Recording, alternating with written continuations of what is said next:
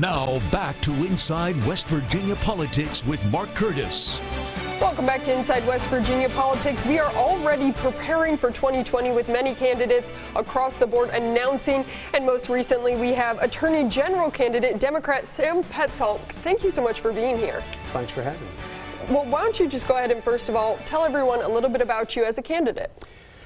Well, I'm originally from Morgantown. I live out at Fayette County now, and I'm a lawyer. I've worked in public interest. I've been a labor lawyer for most of my legal career. I had the good fortune to work for our senator from West Virginia, Robert C. Byrd, in Washington, D.C. for a number of years.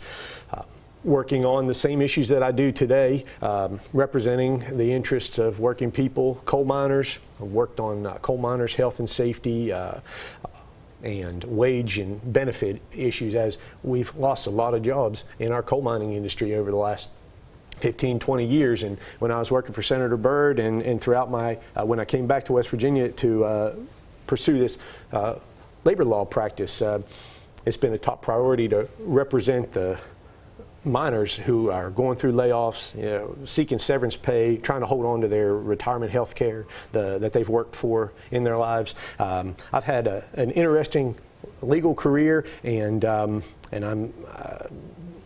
doing everything from education law to constitutional law to labor law. And I've got a wife and a small son and another one on the way, and I'm eager to talk with you about why I've wound up getting into this race. Now, obviously, you said you work a lot with the coal miners. A big issue for them is their health care, and a big issue for attorney generals across the country right now is the Affordable Care Act. Tell me your overall thoughts on what's going on with health care in this country. Well, I tell you, we've had, and your viewers don't need to be told that we've had tens of thousands of people lose their part of their pensions, maybe all of their pensions, their retirement health care.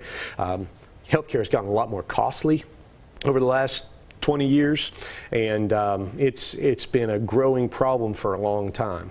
We do need some improvements, but through Medicaid expansion and through the coal mine provisions of the Affordable Care Act, we've been able to serve thousands of people in this state. We've got over 162,000 people in this state who have health care, in part because of Medicaid expansion and what they call the Byrd amendments to the Affordable Care Act that expanded access to medical care for retired coal miners and for disabled coal miners.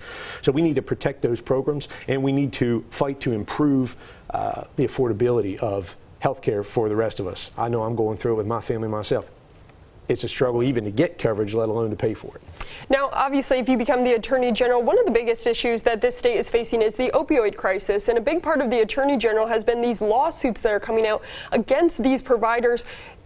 A lot of people gave Patrick Morrisey a hard time, our current Attorney General, a hard time because they felt like West Virginia didn't necessarily get the money that they deserved. Your thoughts on these lawsuits that have happened so far and the ones that are sure to come in the future?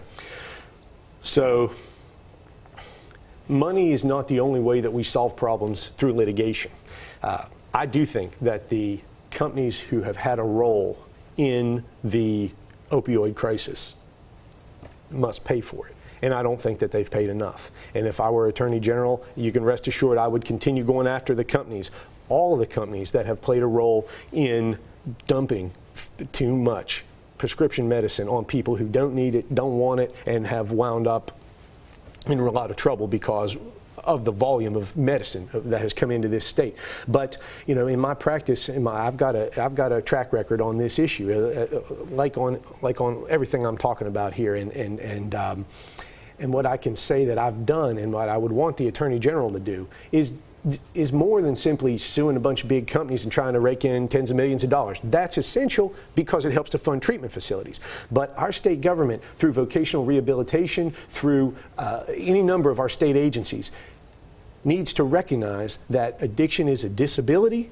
Under our state and federal disability laws, that's a legal matter. It's a legal point. I've written about it. I've advocated on it. We need for our state agencies to lift up people who are going through recovery and give them the practical one-by-one support that they need to get back on their feet, get back into the job market, get back with their families. And I think we haven't seen that. It's a legal concern because of what I've said here. We haven't, as a state, fully acknowledged that addiction is a disability, and that's both a medical and a legal point that I would advocate for as Attorney General.